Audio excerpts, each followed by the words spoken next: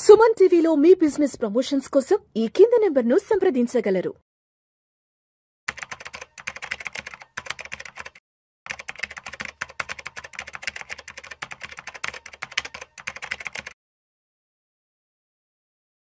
నమస్తే, welcome to Vishnu talks. నేను విష్ణు. ప్రస్తుతం నాతో పాటు stock market analyst SG Harsha ఉన్నారు. తనతో మాట్లాడదాం.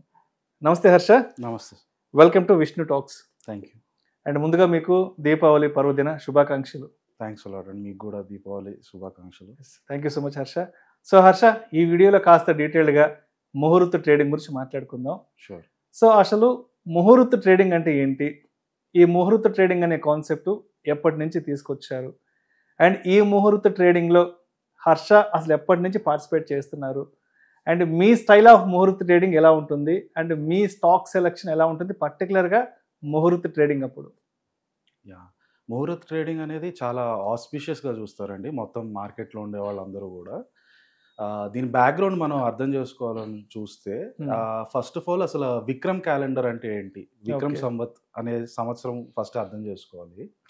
పాతకాలంలో మన దగ్గర రాజ్యాలు ఉండేవి కదా, డిఫరెంట్ రాజ్యాలు ఉండేవి. మన దగ్గర చోళాసు, పాండవాసు, అలా వెస్టర్న్ ఇండియాలో ఉజ్జయిన్ రాజ్యం ఉండేది. దానికి రాజు విక్రమాదిత్య అని ఉండేవాడు. ఓకే. అతను సాకాస్ అని వేరే రాజ్యం వాళ్ళు ఉండేవాళ్ళు. వీళ్ళు ఏంటంటే ఆ పాతకాలంలో ఒక రాజ్యం ఇంకో రాజ్యం మీద ఆక్రమించుకోవడాలు, కొట్లాడుకోవడాలు ఇవన్నీ చాలా రెగ్యులర్గా ఉండేవి కదా. ఆ టైంలో ఈ సాకాస్ అనే వాళ్ళు ఉజ్జయిన్ రాజ్యం మీద ఆక్రమించుకోవాలని చూసినప్పుడు విక్రమాదిత్య వాళ్ళని తిప్పికొట్టి ఆ యుద్ధం గెలిచారనమాట. ఇది జరిగింది ఎప్పుడు? ఇప్పుడు మనం 2025లో ఉన్నాం. బ్యాక్ టు జీరోకి వెళ్తే, జీరోకి ఇంకో 57 years బ్యాక్ 57 BCలో ఈ యుద్ధం జరిగింది. అప్పుడు ఆ రాజు గెలిచిన తర్వాత ఇప్పటి నుంచి నా యుగం అని ప్రకటించడానికి విక్రమ్ సంవత్గా స్టార్ట్ చేశారు.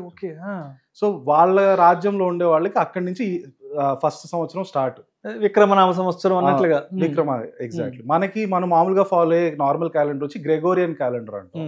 అది వెస్టర్న్ కంట్రీస్ నుంచి మనం తీసుకొచ్చి, బ్రిటిష్ వాళ్ళు ఇక్కడికి వచ్చాక ఇంకా ఎగ్జాక్ట్లీ మన క్యాలెండర్ కాదు, వెస్టర్న్ కంట్రీస్ నుంచి వరల్డ్ మొత్తం యాక్సెప్ట్ చేసింది కనుక మనం కూడా యాక్సెప్ట్ చేయాల్సి వచ్చింది గ్రెగోరియన్ క్యాలెండర్. సో అలా విక్రమ్ సంవత్స్ స్టార్ట్ అయింది. అట్లాగే మనకి జీరో తర్వాత 78 years అప్పుడు సాతవాహనాస్ కూడా సాకాస్ ని డిఫీట్ చేసి అక్కడి నుంచి స్టార్ట్ అయిన ఎరా కూడా ఒక పేరు ఇచ్చారు, సాకా ఎరా అని. ఎవరినైతే డిఫీట్ చేశారో వాళ్ళ పేరు మీద స్టార్ట్ అయింది ఎరా. మన ఇండియన్ గవర్నమెంట్ నేషనల్ క్యాలెండర్ గా ప్రకటించింది ఆ సాకా క్యాలెండర్ అన్నమాట. ఓకే. సో మనకైతే మార్కెట్ ప్రకారం అయితే విక్రమ్ క్యాలెండర్ ఇంపార్టెంట్. ఇప్పుడు ఈ క్యాలెండర్స్ కన్నిటి కూడా ప్రతి సంవత్సరం లాగా ఫస్ట్ న్యూ ఇయర్ స్టార్ట్ అవుతుంది కదా, వీటికి మనం ఎలాగైతే ఉగాది చేసుకుంటాం తెలుగు క్యాలెండర్ ప్రకారం, ఉగాది అలా ఫస్ట్ డే వస్తా, వీటికి కూడా అలా ఫస్ట్ డే ఉంటాయి ప్రతి సంవత్సరం. అవి కూడా సుమారుగా ఉగాది టైంకే ఉంటాయి. కాకపోతే గుజరాత్, రాజస్థాన్ ఇటు సైడ్ ఉండే బిజినెస్ కమ్యూనిటీస్ వాళ్ళందరూ కూడా వాళ్ళకి దివాళీ చాలా ఆస్పిషియస్గా భావించి దివాళీ తర్వాత రోజు నుంచి ఫస్ట్ డే ఆఫ్ ద ఇయర్గా వాళ్ళు ఒక కస్టమ్ ట్రెడిషన్గా స్టార్ట్ అయింది అనమాట. వాళ్ళ కమ్యూనిటీస్లో దివాళీ తర్వాత రోజు first day of the year గా స్టార్ట్ చేసుకున్నారు. సో కొత్త లెక్కల పుస్తకాలు, ఖాతా పుస్తకాలు అక్కడి నుంచి వాళ్ళు స్టార్ట్ చేసుకుంటారు. పూజ చేసుకున్న తర్వాత నుంచి ఎగ్జాక్ట్లీ పూజ చేసుకున్న తర్వాత కొత్త పుస్తకం స్టార్ట్ చేయడం అక్కడి నుంచి స్టార్ట్ చేస్తారు అనమాట. అలా దివాళీ నెక్స్ట్ డే ఈ కమ్యూనిటీస్ కి ఫస్ట్ డే అయింది. అండ్ స్టాక్ మార్కెట్ ఎప్పుడైతే స్టార్ట్ అయిందో 50s, 70s, 80s ఆ టైమ్స్ లో అంతా కూడా గుజరాత్, రాజస్థాన్, మార్వాడి ఈ కమ్యూనిటీ వాళ్ళు ఎక్కువ డామినేటెడ్ గా ఉండేవాళ్ళు. ఇన్వాల్వ్మెంట్ వాళ్ళదే చాలా ఎక్కువ ఉండేది కాబట్టి ఎక్స్చేంజ్ లో కూడా ఆ కల్చర్ వచ్చేసింది. సో అందువల్ల బిఎస్సి, ఎన్ఎస్సి ఆ రోజు నేషనల్ హాలిడే అయినా కూడా మనకి ఆస్పిషియస్ గా చూస్తాం కాబట్టి, అంటే ఇప్పుడు దసరా అప్పుడు బండ్లు కడగడం, బండి ముందు ఒక నిమ్మకాయ పెట్టి ఆయుధ పూజ చేసుకోవడం, ఆయుధ పూజ ఆ టైం చేసుకున్న టైప్ లో ఇక్కడ కూడా ఒక గంట సేపు మార్కెట్ ని ఊరికి అలా టెంపరీగా ఆన్ చేసి ఆఫ్ చేస్తారు అనమాట. దాన్ని ముహూర్త ట్రేడింగ్ అంటారు. జనరల్ గా ఇది ప్రతి సంవత్సరం ఈవినింగ్ టైమ్స్ లో ఉంటది, అరౌండ్ 6, 7 ఆ టైంలో. ఎందుకంటే లక్ష్మీ పూజతో కోయిన్సైడ్ అయ్యేలా ఆ టైంలో ఉండేది. అమావాస్య ఘడియలు ఉన్న సమయం అది, సాయంత్రంగా అంటే కదా. ఈ సంవత్సరం ఫస్ట్ టైం మధ్యాహ్నానికి తీసుకొచ్చారు. Year Diwali 21 October. ఆ రోజు మధ్యాహ్నం 1:45 నుంచి 2:45 వరకు ముహూర్త ట్రేడింగ్. అంటే ముహూర్తం అంటే ముహూర్తం మనం తెలుగులో. సో ఆ ముహూర్తం పెట్టుకొని ఉన్నారు అనమాట. కార్తీక అమావాస్య తిథి అనేది ఆ టైంలో వస్తుందని చెప్పి చాలా మంది ఈవినింగ్ కూడా ఇబ్బంది అవుతున్నాయంటే ఫస్ట్ టైం ఈ సంవత్సరం నుంచి మధ్యాహ్నానికి తీసుకొచ్చారు. అయితే ఈ ట్రేడింగ్ ఈ గంట సేపు అందరు చేసే ట్రేడింగ్ కూడా చాలా టోకెన్ అమౌంట్ తో చేస్తారు. అంటే అది ఒక దేవుడు ఆశీస్సులు ఉండాలి, దేవుడు ఆశీస్సులు ఉండాలి అన్న స్టైల్లో ఫస్ట్ ట్రేడ్ కాబట్టి ఎక్కువ రిస్కులు కూడా ఏమి తీసుకోరు. పెద్ద పెద్ద అమౌంట్స్తో కొనడం అమ్మడం కూడా ఏమి చేయరు. లైట్గా ఏదో ఒక థౌజండ్స్లో కొనడం అమ్మడం అలాంటివి చేస్తారు. మీరు ఒక లాస్ట్ 10-15 yearsగా చూసుకుంటే జనరల్గా ఈ ముహూర్త ట్రేడింగ్లో మార్కెట్ ఎప్పుడు కూడా ఒక 0.4%, 0.5%, 0.6% అంటే 0.5% అటు ఇటుగా రిటర్న్స్ వస్తాయి. పాజిటివ్గానే ఉంటాయి మోస్ట్లీ. లాస్ట్ నెగటివ్ వచ్చింది ఆల్మోస్ట్ 2017లో. 2017లో అప్పుడు మన బ్యాంక్స్లో ఇది మన ఎన్పిఏ ప్రాబ్లమ్స్ అవన్నీ స్ట్రాంగ్గా ఉండడం, అలాగే గ్లోబల్ క్రూడ్ ఆయిల్ ప్రైసెస్ ఇబ్బంది పెట్టడం, ఆ పీరియడ్ నడుస్తుండింది కనుక ఆ సంవత్సరం మాత్రం ముహూర్త ట్రేడింగ్ కొంచెం నెగిటివ్ రిటర్న్స్ ఇచ్చాయి. అదర్వైజ్ ప్రతి సంవత్సరం కూడా ఒక 0.5%, 0.4, 0.5, 0.6% మార్కెట్ ముందుకెళ్తుంది. మ్యాక్సిమం 1% వరకు వస్తుంది. అంతకుమించి పెద్ద మూమెంట్స్ ఏమి ఉండవు. 1 hour విండోలో అందరూ కొంత అమౌంట్ పెట్టి చిన్న చిన్న ట్రాన్సాక్షన్స్ చేస్తారు కనుక పెద్ద మూమెంట్స్ రావు. అండ్ ఆల్సో వాళ్ళు ఎక్కువ రిస్క్ కూడా తీసుకోరు. అంటే స్మాల్ క్యాప్ మిడ్ క్యాప్లో కూడా ఎక్కువ చేయరు. జనరల్గా అందరూ మోస్ట్లీ చేసేది ఏంటంటే లార్జ్ క్యాప్స్లో స్ట్రాంగ్ కంపెనీస్, కొన్ని banks, IT companies, strong companies large క్యాప్స్లో ఉండేవి కొన్ని అమ్మడం ఇలాంటివి చేస్తారు. ఇలా అదొక ట్రెడిషన్లా ఫాలో అవుతుంది. ఈ ఇయర్ ఒకవేళ మీరు ముహూర్త ట్రేడింగ్లో చేయాలంటే ఎవరైనా సరే వాళ్ళు ఆస్పిషియస్గా భావిస్తే ఆ 1 hour పీరియడ్లో స్మాల్ టోకెన్ అమౌంట్తో డెఫినెట్గా కొని అమ్మడం ఏదైనా చేయొచ్చు. నేను ఒకవేళ ఇయర్ చేస్తే మీ గురించి చెప్పండి ఒకసారి. ఖచ్చితంగా లాస్ట్ 4-5 monthsగా నిఫ్టీ చాలా కన్సాలిడేషన్ ఫేజ్లో ఉండింది కనుక నేను ఫస్ట్ వెళ్ళి నిఫ్టీ ఇండెక్స్నే కొంటాను. నిఫ్టీ ఇండెక్స్ ETF ఉంటాయి, నిఫ్టీ బీస్, అలా నిపాన్ నిఫ్టీ బీస్ అలాంటివి కొని, ఎందుకంటే నెక్స్ట్ ఇయర్ డెఫినెట్గా మార్కెట్ ఈ రోజు ఉన్నదానికి మినిమం 15-20% అప్లో ఉంటుంది అనేది నా స్ట్రాంగ్ ఫీలింగ్. లాస్ట్ 1 yearగా ఏమి చేయని మార్కెట్ ఖచ్చితంగా ఇక్కడి నుంచి ముందుకెళ్తుంది కనుక ఫస్ట్ అయితే నేను డెఫినెట్గా నిఫ్టీని అయితే కొంత కొనడం అయితే చేస్తాను. సో హర్ష గారు, ఇప్పుడు ముహూర్త ట్రేడింగ్ చేయాలి అనుకుంటే దీపావళి రోజున మధ్యాహ్నం మరి మనం ఒక వారం 10 రోజుల ముందు నుంచే ఎటువంటి ప్రణాళికతో సిద్ధంగా ఉండాలంటారు? సో ఆ 145 to 245 నార్మల్ ట్రేడింగే కాకుండా options, futures and options, derivatives వాళ్ళు కూడా అందరూ యాక్టివ్గా ఉంటారండి. అయితే ఎవరు పెద్ద స్ట్రాంగ్ ట్రేడ్స్ తీసుకోరు, బట్ అందరూ ముందుగా ప్రిపేర్డ్గా ఉండి ఒక చిన్న అమౌంట్ ఆఫ్ ట్రేడ్ని తీసుకోవాలనేది స్టాండర్డ్గా ఫాలో అయ్యే ప్రొసీజర్. ఎందుకంటే ఆ 1 hourలో ఎవరు ఆ రోజు పండగ రోజు కూడా కాబట్టి ఎక్కువ ఆలోచించి టెన్షన్ పడాలని ఎవరికి ఉండదు.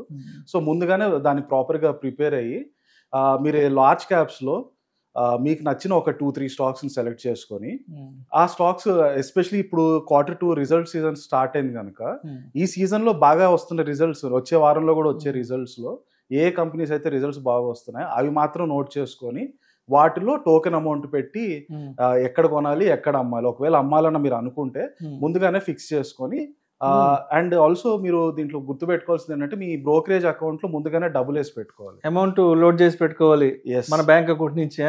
ఎందుకంటే లేకపోతే మీకు ఆ రోజు జస్ట్ మార్కెట్ 1 hour కాబట్టి మీకు హడావిడి ఎక్కువ అయిపోతుంది. అప్పటికప్పుడు మన బ్యాంక్ అకౌంట్ నుంచి ట్రేడింగ్ అకౌంట్లకి అమౌంట్ వేసుకొని అప్పటికప్పుడు స్టాక్ సెలెక్షన్ అంటే ఈ లోపల 1 hour ముహూర్త ట్రేడింగ్ కూడా అయిపోయి ఉంటుంది. టెన్షన్ గా ఉంటుంది. ప్లస్ ఆ రోజు బ్యాంక్స్ కూడా హాలిడే కాబట్టి ఏదైనా మనకి టెక్నికల్ ఎర్రర్స్ వచ్చే అవకాశం కూడా ఉంది ఇంటర్నెట్ బ్యాంకింగ్ సంబంధించి. కరెక్ట్. సో ఆ ముందు వీకెండ్ లోపలే మీరు మీ ట్రేడింగ్ అకౌంట్లో ఎంతో కొంత మీరు ఎంతవరకు ట్రేడింగ్ చేయాలనుకుంటున్నారో ఆ అమౌంట్ లోడ్ చేసి పెట్టుకోవడం చాలా ఇంపార్టెంట్. అండ్ ఎక్కడ కొనాలనుకుంటున్నారు, ఎక్కడ అమ్మాలనుకుంటున్నారు, ఏ స్టాక్స్, ఆ స్టాక్స్ కూడా మోస్ట్లీ లార్జ్ క్యాప్ వరకే పరిమితం అవడం బెటర్. మీరు మిడ్ క్యాప్, స్మాల్ క్యాప్ లో కూడా కొనాలనుకుంటే తప్పులేదు, యాజ్ లాంగ్ యాజ్ మీరు బాగా రీసెర్చ్ చేసి మీరు సెలెక్ట్ చేసుకున్న ఓన్ స్టాక్స్ అయితే okay. Otherwise large cap stocks లో మీకు బేసిక్ మినిమం రిటర్న్స్ ఒక 0.5% వరకు రిటర్న్స్ వచ్చే అవకాశం ఉంటుంది. అయితే ఒక 2-3 స్టాక్స్ ఏది కొనాలనుకుంటున్నారు అనేది, బ్యాంకింగ్ సెక్టర్ ఇప్పుడు ఎట్లాగైతే ఈ క్వార్టర్లీ రిజల్ట్స్ వస్తున్నాయో బ్యాంకింగ్ సెక్టర్ స్టాక్స్ అవి వర్స్ట్ ఫేజ్ అయిపోయినట్టు కనిపిస్తున్నాయి. So mostly banking sector stocks కొంత పనిచేయచ్చు. కన్జంప్షన్స్ ఇంప్రూవ్ అవ్వాలంటే దానికి ముందు క్రెడిట్ అవసరం. సో మార్కెట్లో క్రెడిట్ వెళ్ళాలంటే బ్యాంక్స్ ఎక్కువ లోన్లు ఇవ్వాలి. ఆ లోన్లు ఎక్కువ ఇస్తున్న కొద్దీ బ్యాంక్స్ కూడా స్టాక్స్ పర్ఫామ్ చేయడం మొదలవుతాయి.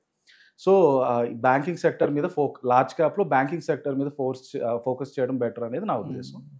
But this not a buy or sell recommendation. మీకు నచ్చినది మీరు తీసుకోవచ్చు. నేనైతే మోస్ట్లీ బ్యాంకింగ్ సైడ్ ఫోకస్ చేస్తాను, మినిమం టోకెన్ అమౌంట్తో మాత్రం. రైట్. సో హర్ష, ఇప్పుడు మనకి 1:45 to 2:45 మధ్యాహ్నం నుంచి 1 hour ముహూర్త ట్రేడింగ్ సెషన్ ఉంటుంది కాబట్టి యాక్చువల్గా అసలు ఆ షెడ్యూల్ ఏమేమి ఉంటుంది అసలు? సో నార్మల్ డేస్లో మనకు ఉండే మార్కెట్ 9:15 to 3:30. 9:15కి ముందు 15 minutes ప్రీ ఓపెన్ సెషన్ ఎలాగైతే ఉంటుందో, ముహూర్త ట్రేడింగ్ రోజు కూడా 1:45 to 2:45 యాక్చువల్ మార్కెట్ అయితే 1:45కి 15 minutes ముందు, అంటే 1:30 to 1:45 pre open session as it is ఉంటుంది. జనరల్గా పోస్ట్ క్లోజ్ సెషన్ అంటాం 3:30 to 4 o'clock మన నార్మల్ డేస్లో ½ an hour ఉంటుంది. ముహూర్త ట్రేడింగ్ రోజు మాత్రం ఒక 20 minutes మాత్రమే ఉంటుంది. సో ఆ ప్రీ ఓపెన్ సెషన్స్ కానీ పోస్ట్ క్లోజ్ సెషన్స్లో కానీ మనం చేసేది ఏమి ఉండదు. మనం మోస్ట్లీ ఫోకస్ చేయాల్సింది 1:45 to 2:45. మీరు ఏమాత్రం ఇన్వెస్ట్ చేయాలన్నా, ట్రేడ్ చేయాలన్నా, లేదా డెరివేటివ్స్లో మీరు ఏమన్నా ఫ్యూచర్స్ అండ్ ఆప్షన్స్ తీసుకోవాలన్నా కూడా మీరు చేయగలిగే టైమింగ్స్ మాత్రం 1:45 to 2:45 మధ్యలో మాత్రమే. సో ఇప్పుడు అదే విధంగా ముహూర్త ట్రేడింగ్లో మనం F&O ట్రేడింగ్ చేయొచ్చా, futures and options? Yeah. So ఈ 1:45 to 2:45 జస్ట్ మన నార్మల్ ట్రేడింగే కాకుండా చాలా మంది F&O డెరివేటివ్ ట్రేడింగ్ కూడా చేస్తారు. అండ్ నార్మల్ వాటిలో మీరు ఒకవేళ కొని పెట్టుకోవాలనుకుంటే కొనేసి మాత్రం మర్చిపోవచ్చు. F&O ట్రేడింగ్ వాళ్ళు అయితే బై సెల్ రెండు ముందుగానే ఫిక్స్ చేసుకొని రెండు సిస్టంలో ఎంటర్ చేసి రెడీగా ఉంటారు. సో వాళ్ళు అది నార్మల్ డేస్లో స్టాప్ లాస్ అవన్నీ కాస్త ఎక్కువ బ్యాండ్ విడ్త్ వచ్చేలా ఉంటాయి. ఎందుకంటే మార్నింగ్ 9:15 నుంచి ఆఫ్టర్నూన్ 3:30 వరకు మార్కెట్ ఉంటుంది కాబట్టి ఫ్లక్చువేషన్స్ ఎక్కువ రావచ్చు. కానీ ఆ రోజు ఓన్లీ మార్కెట్ 1 hour కాబట్టి వాళ్ళు కూడా పెద్ద ఎక్కువ మూవ్మెంట్స్ ఉండదు. ఒక కొన్నదానికి ఒక 0.5% పెరిగినా అమ్మేసేలా వాళ్ళు ట్రేడ్స్ పెట్టుకొని జస్ట్ ఆ టోకెన్ అమౌంట్తో వాళ్ళకి అది ఆస్పిషియస్గా భావిస్తారు కాబట్టి ఒక చిన్న ట్రేడ్ చేసి అక్కడితో ఆపుతారు. అండ్ NRIs కూడా ముహూర్త ట్రేడింగ్లో పార్టిసిపేట్ చేయొచ్చా? డెఫినెట్గా చేయొచ్చు అండి. ఎవరైనా సరే ఇండియన్ మార్కెట్ రిలేటెడ్లో ఇండియన్ మార్కెట్లో ఇన్వెస్ట్ చేయాలనుకునే వాళ్ళు ప్రపంచంలో ఎక్కడున్నా ఎవరైనా సరే ఖచ్చితంగా ఆ రోజు ముహూర్త ట్రేడింగ్ యాజ్ ఇట్ ఈస్ మన నార్మల్ డేస్ ఎలా అయితే ట్రేడ్ చేస్తామో అదే టైప్లో ఆ రోజు ట్రేడ్ చేసుకోవచ్చు. రైట్. అంటే జనరల్గా ఎలాంటి క్వశ్చన్స్ ఉంటాయంటే, అంటే ముహూర్త ట్రేడింగ్లో పార్టిసిపేట్ చేస్తే మనకి ఏమన్నా బెనిఫిట్స్ ఏమన్నా ఉంటాయి అంటే కూడా చాలా కామన్ క్వశ్చన్ అడుగుతుంటారు. దీనికి మీరేం చెప్తారు? సో అదేనండి, అంటే చేసే వాళ్ళు అందరూ కూడా ఏ మైండ్ సెట్తో మ్యాక్సిమం వస్తారా అంటే దేవుడు ఆశీస్సులు ఉండాలి ఆ టైంలో నాకు కొని అమ్మడం, లక్ష్మీదేవిని ఏదో తలుపు తట్టినట్టు అలా భావిస్తూ వాళ్ళు ఒక చిన్న ట్రేడ్ పెట్టుకొని చేస్తారండి. ఎవరు కూడా పెద్ద అమౌంట్స్ తీసుకొచ్చి మార్కెట్ని మూవ్ అయ్యే అంత, ఇప్పుడు మీకు నార్మల్ డేస్లో మార్కెట్ మూవ్ అయ్యే వాళ్ళు ఎవరు ఉంటారు? పెద్ద పెద్ద ఇన్స్టిట్యూషన్స్ ఉంటారు, FIIs, DIIs. వాళ్ళు ఎక్కువ కొన్ని వేల కోట్లు, వేలల్లో లక్షల్లో కోట్లలో డీల్ చేస్తారు కనుక వాటి వల్ల మీకు ర్యాపిడ్ ప్రైస్ మూవ్మెంట్స్ వస్తాయి. ఆ రోజు వాళ్ళు ఎవరు అంత యాక్టివ్గా ఉండరు. ఓన్లీ మన రిటైల్ ఇన్వెస్టర్స్ మాత్రమే. మనం నార్మల్గా అన్ని కొంటాం 100 shares, 1000 shares, 500 shares అలా కొంటాం కనుక ఓన్లీ మన రిటైల్ వాళ్ళే ఆ రోజు కొంచెం యాక్టివ్గా ఉంటారు కనుక పెద్ద మూవ్మెంట్స్ ఏం రావు. అంటే ఏదో ఒక స్టాక్లో కొంటే దానిలో 5%, 10% రిటర్న్స్ వస్తాయని మాత్రం ఊహించద్దు. అట్ మ్యాక్స్ 1% వరకు రిటర్న్స్ రావచ్చు. ఎందుకంటే హార్డ్లీ 1 hour విండో, దాంట్లో ఉండే వాల్యూమ్స్ కూడా చాలా తక్కువ ఉంటాయి. ఓన్లీ మన రీటైల్స్ వాళ్ళు మాత్రమే టోకెన్ అమౌంట్తో కొంటారు. రైట్. అండ్ అదేవిధంగా ముహూర్త ట్రేడింగ్లో పార్టిసిపేట్ చేయాలి అనుకుంటే అంటే ఎటువంటి రిస్క్ ఫ్యాక్టర్స్కి దూరంగా ఉండాలి? అండ్ కొంతమంది అరే ఫస్ట్ టైం మనం ముహూర్త ట్రేడింగ్లో పార్టిసిపేట్ చేస్తున్నాం, మనకు లాభాలు వచ్చేస్తాయని చెప్పి కొంతమంది ఏదన్నా కొంత ఓవర్ ఎక్సైట్మెంట్కి వెళ్ళి ఏదైనా కొంత ఎక్స్పెరిమెంటల్స్ ఫ్యాక్టర్స్ చేస్తారు కాబట్టి అంటే జాగ్రత్త కూడా ఏం పాటించాలంటారు? ఒకవేళ మీరు ఇదే ఫస్ట్ టైం ముహూర్త ట్రేడింగ్ లో ఎంటర్ అవుతున్నారా అంటే డెఫినెట్ గా పెద్ద రిస్క్లు ఏది తీసుకోకండి. చాలా సేఫ్ గేమ్ ఆడండి. ఇదర్ మార్కెట్ నిఫ్టీన్ కానీ సెన్సెక్స్ కానీ ఇండెక్స్ యాజ్ ఇట్ ఈస్ కొనండి, లేదా లార్జ్ క్యాప్స్ వరకే చూడండి. అంతకు మించి మాత్రం మిడ్ క్యాప్, స్మాల్ క్యాప్స్ కూడా ఫస్ట్ టైం చేసే వాళ్ళకి డెఫినెట్ గా వద్దనే చెప్తాను. ఎక్స్పీరియన్స్ ఉండేవాళ్ళు డెఫినెట్ గా వాళ్ళు మిడ్ స్మాల్ లో కూడా కొనుక్కోవాలని చూస్తుంటారు. ఎందుకంటే వాళ్ళు మోస్ట్లీ రెగ్యులర్ టైం సంవత్సరం అంతా వాటిలోనే చేస్తారు కనుక అదొక ఫీలింగ్, ఒక సాటిస్ఫాక్షన్ ఉంటుంది మిడ్ క్యాప్లో, స్మాల్ క్యాప్లో ఉంటే. బట్ అది ఖచ్చితంగా ఫస్ట్ టైం ముహూర్త ట్రేడింగ్ చేసే వాళ్ళకి డెఫినెట్గా నేను సజెస్ట్ చేయనండి. Play safe. ఆ రోజు జస్ట్ 1 hour ట్రేడింగ్ విండో ఉంటుంది కాబట్టి లార్జ్ క్యాప్లో మినిమం అమౌంట్తో కొని కొంచెం ప్రాఫిట్స్ వచ్చాక దాన్ని బుక్ చేసుకోవడం better. Thank you so much Harsha. Thank you sir. అసలు ముహూర్త ట్రేడింగ్ అంటే ఏంటి, ముహూర్త ట్రేడింగ్ అప్పుడు ఎటువంటి జాగ్రత్తలు తీసుకోవాలి, అదేవిధంగా మీ స్టైల్ ఆఫ్ ముహూర్త ట్రేడింగ్ ఎలా ఉంటుంది ఏంటనే దాని గురించి మన ఆడియన్స్కు చాలా చక్కగా అన్ని విషయాలు షేర్ చేసుకున్నా. Thank you so much. Thank you.